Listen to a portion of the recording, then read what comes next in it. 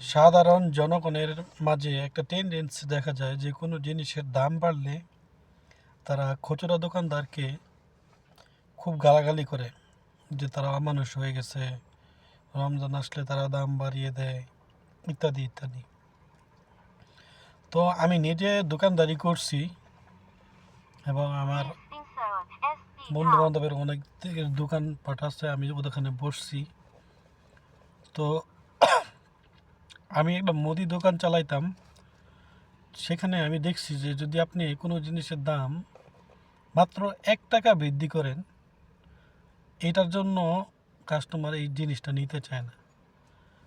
মানে আপনি 1 টাকা 2 টাকা বেশি বললেও আপনার আজকে কেনা বেশি পড়ছে, তারপরও আগের রেটেই মাল বিক্রি করতে হয়। আর সেইখানে খুচরা দোকানদার কোনো পণ্যে 20 টাকা 50 টাকা বেশি বিক্রি করবে, এটা একটা বোকামি। এটা পসিবল না ভাই, কারণ মানুষ 5 টাকার জন্য এই একটা দোকান চেঞ্জ করে আরেকটা দোকানে চলে যায়।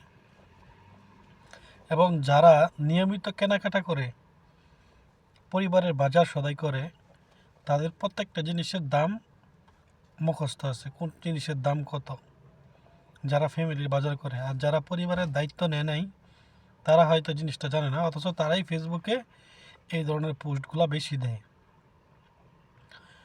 আর জিনিসের দাম বাড়ানোটা মূলত নির্ভর করে সরকারের এবং কোম্পানির ইচ্ছার উপর। কারণ কোম্পানি যদি সব পর্যাপ্ত পরিমাণে মালামাল সাপ্লাই না দেয়, হোল্ড করে রাখে, তাহলে জিনিসের দাম বাড়ে। এবং একটা হচ্ছে সরকারের সমস্যা, সরকার জিনিসপত্রের অনেক জিনিসের বাজেটের উপর জিনিসপত্রের দাম বাড়ায়। প্লাস সরকার যখন এলসি খোলার মতো পর্যাপ্ত ডলারের ব্যবস্থা করতে না পারে, তখনই বাংলাদেশে পণ্যের সংকট দেখা যায়। আর এই একটা স্বল্প সময়ের সংকটের কারণে জিনিসের দাম বাড়ে। এবং আমাদের দেশের সিস্টেম হচ্ছে একবার জিনিসের দাম বাড়লে আর কখনোই সেটা কমে না। এখন এর ফলে কি হইতেছে দেখেন, সবজিওয়ালা ভাবতেছে যে মুদি দোকানদার টাকা বেশি নিতেছে, মুদি দোকানদার ভাবতেছে মাছওয়ালা টাকা বেশি নিতেছে, আবার মাছওয়ালা সবজিওয়ালাকে গালি দিতেছে।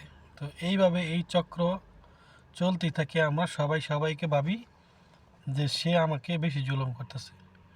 কিন্তু এখন দুর্নীতি এমন একটা পরিস্থিতিতে চলে গেছে, দুর্নীতির একটা ইকোসিস্টেম গড়ে উঠছে আমাদের মাঝে। আর যার কারণে